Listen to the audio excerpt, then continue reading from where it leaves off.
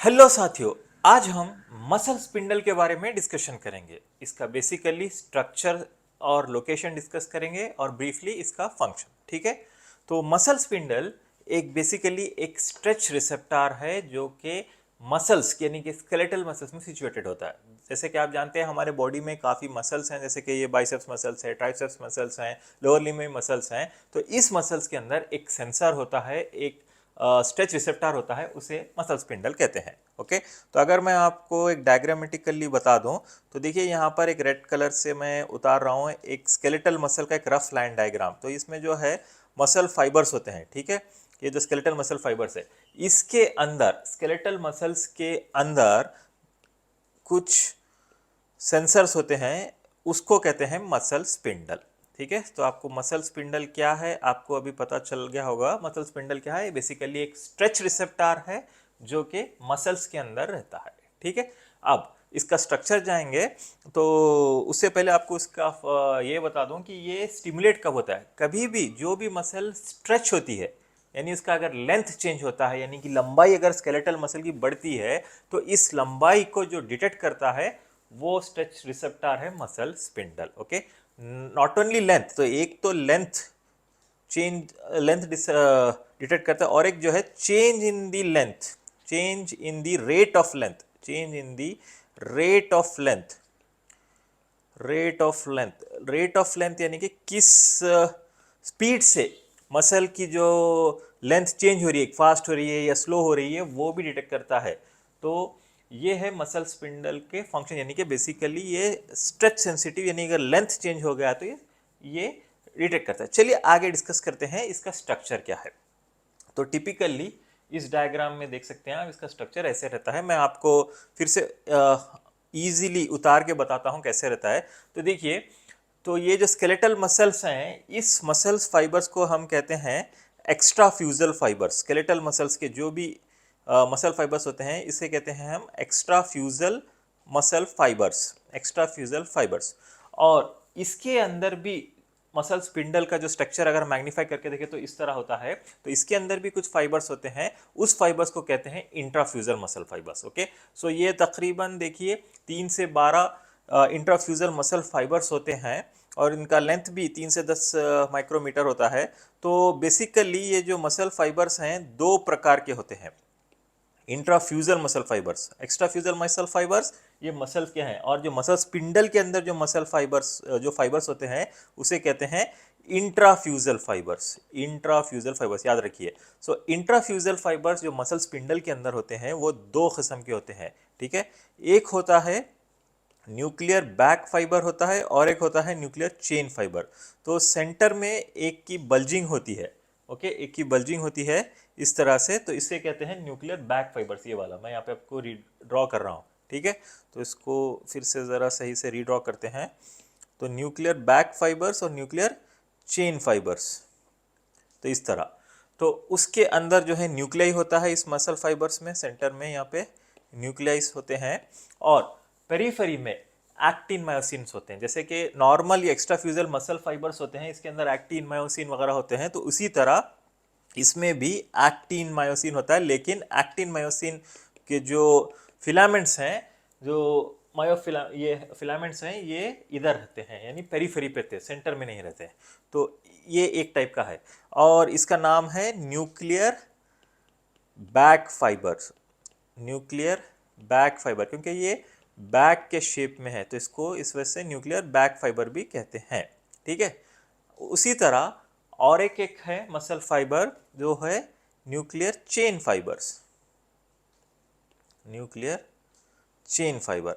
तो वो चेन की तरह होता है, एकदम स्ट्रेट, तो उस वजह से इसे कहते हैं न्यूक्लियर चेन फाइबर्स। तो हियर यहाँ पर भी जो है न्यूक्लियस जो है सर सेंटर में चेन की तरह होते हैं, और पेरीफेरी में यानी कि साइड में जो है एक्टिन मायोसिन मॉलिक्यूल्स होते हैं। ठीक है, एक्टिन मायोसिन मॉलिक्यूल्स होते हैं। ठीक है, ये है न्यूक्लियर बैक फाइबर ये वाला, और न्यूक्लियर चेन फाइबर्स।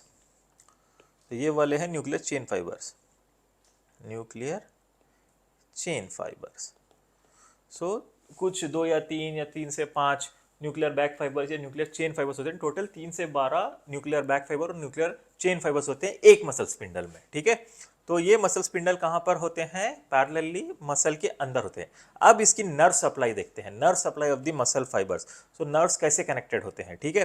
तो अभी मैं आपको स्पाइनल कॉर्ड उतार के बताता हूँ, एक कट सेक्शन स्पाइनल कॉर्ड का।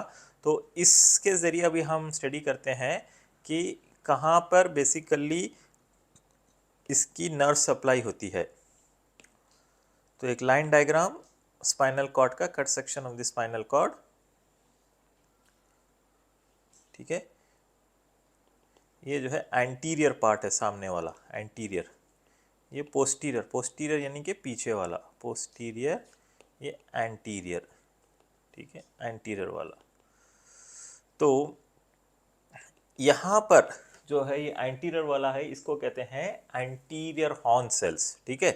तो ये एंटीरियर हॉर्न सेल्स से कुछ न्यूक्लियर सो एक नर्व्स, न्यूरॉन्स ओरिजिनेट होते हैं। तो अभी रेड कलर से बता रहा हूँ, ये न्यूरॉन्स जो होते हैं इसको कहते हैं alpha motor neurons, alpha motor neurons, ठीक है, अल्फा मोटार न्यूरॉन्स कहते हैं इसको, ठीक है।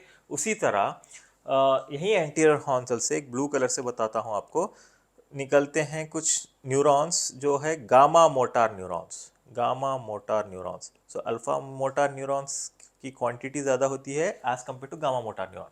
अब ये जो स्पाइनल कॉर्ड के कट सेक्शन से ये जो न्यूरॉन्स निकल रहे हैं, alpha motor neuron usually connect करते हैं स्केलेटल मसल को। स्केलेटल मसल जो आपको मैंने बताया था, एक्स्ट्रा फ्यूजल फाइबर्स, जो भी स्केलेटल मसल्स है, तो उसके जो एक्टिन मायोसिन जो फिलामेंट्स हैं, वहाँ पर जो मसल कॉन्ट्रैक्शन होता है, एसिटाइल कोलिन रिलीज होकर मसल जो कॉन्ट्रैक्ट होता है, ये है अल्फा मोटार न्यूरॉन। तो जो नॉर्मल मसल कॉन्ट्रैक्शन हमने स्केलेटल मसल की फिजियोलॉजी में जो पढ़ा था, तो वो अल्फा मोटार न्यूरॉन से होता है। गामा मोटार न्यूरॉन जो है मसल स्पिंडल को कनेक्ट करता है, ठीक है। मान लीजिए यहाँ पर मसल स्पिंडल है, ये ग्रीन कलर का मैं जो बता रहा हूँ, MS शॉर्ट फॉर्म में लिखता हूँ, नहीं पूरा ही लिख देता हूँ, ठीक है, मसल स्पिंडल।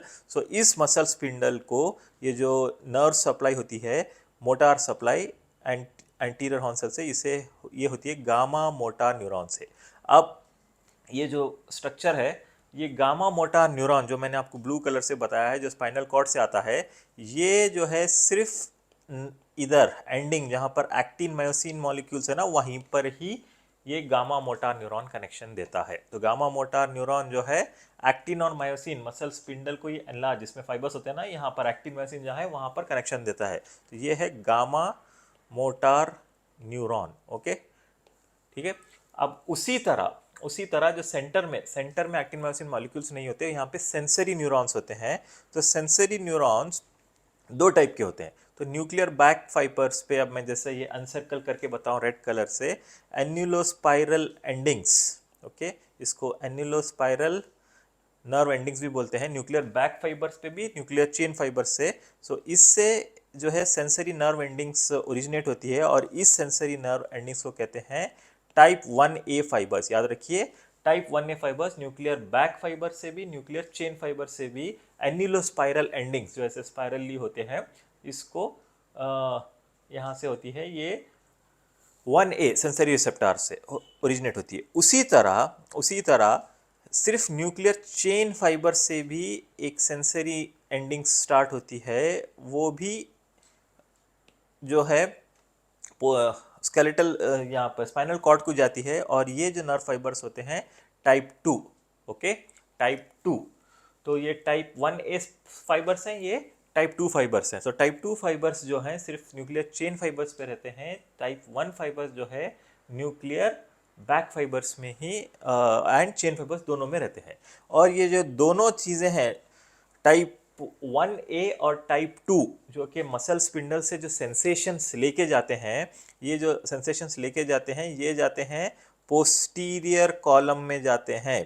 तो ये मान लीजिए ये टाइप 1A है, फिर उसके बाद ग्रीन कलर से मैंने आपको बताया था टाइप 2। ये जो फाइबर्स हैं पोस्टीरियर कॉलम से यहाँ पर आकर अल्फा मोटार न्यूरॉन को इनर्वेट कर देते हैं, अल्फा मोटार न्यूरॉन को इनर्वेट कर देते हैं पोस्टीरियर साइड से आके, ठीक है, टाइप 2 और 1A फाइबर्स, ठीक है, यहाँ पे साइनाप्स कर देते हैं।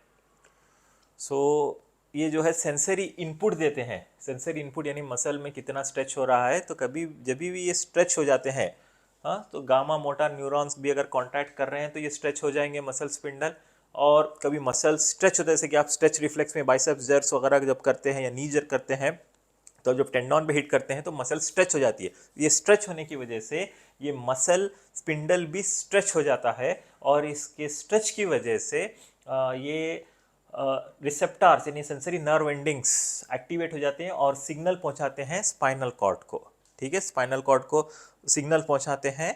और स्पाइनल कॉर्ड में साइनाप्स होता है यहाँ पर अल्फा मोटा न्यूरॉन, तो इसको हम मोनोसाइनेप्टिक रिफ्लेक्स कहते हैं, जो कि स्ट्रेच रिफ्लेक्स है। हम नेक्स्ट वीडियो में स्ट्रेच रिफ्लेक्स के बारे में डिस्कशन करेंगे। आज का टॉपिक मसल स्पिंडल का था। मसल स्पिंडल का फंक्शन जो है स्ट्रेच रिफ्लेक्स में बहुत इंपॉर्टेंट है, तो बस आज स्ट्रक्चर पे कॉन्सेंट्रेट करिए।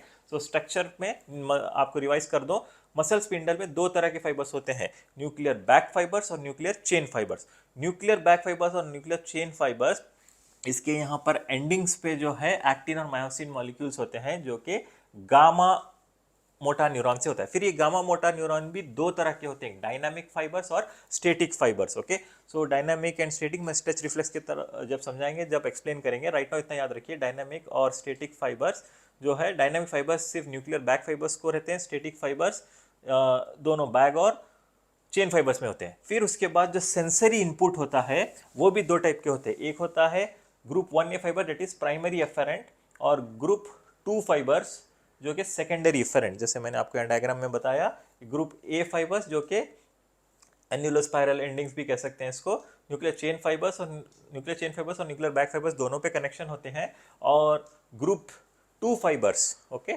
जो कि सिर्फ न्यूक्लियर चेन फाइबर्स पे होते हैं, ये सेकेंडरी फाइबर्स है, ये प्राइमरी फाइबर्स। अगर आप इतना nuclear bag fibre, nuclear chain fibre, इसका स्ट्रक्चर डालते हैं, और ये सेंसरी फाइबर्स 1A और 2 और गामा मोटा न्यूरॉन इतना डिस्क्राइब करते हैं ऐसे सिंपल डायग्राम, तो आपको थ्योरी में फुल मार्क्स मिलते हैं। बहुत बार क्वेश्चन पूछा जाता है सब्जेक्ट फिजियोलॉजी में, draw a neat label diagram of muscle spindle. तो इतना सा आप अगर आप उतार दें तो आपको फुल मार्क्स मिल जाएंगे। और क्लिनिकली भी स्ट्रेच रिफ्लेक्स समझने के लिए ये बहुत इंपॉर्टेंट कॉन्सेप्ट है। आपको हम नेक्स्ट वीडियो में स्ट्रेच रिफ्लेक्स के बारे में डिस्कशन करेंगे, तो बने रहिए हमारे साथ। और जिन्होंने हमारा चैनल सब्सक्राइब नहीं किया है, प्लीज़ सब्सक्राइब करिए हमारे चैनल डॉक्टर्स कॉर्नर को, और अपने फ्रेंड्स और जूनियर्स और सीनियर्स, अपने मेडिकल स्टूडेंट्स को ये शेयर करिएगा, हमारा लिंक ऑफ डॉक्टर्स कॉर्नर। धन्यवाद।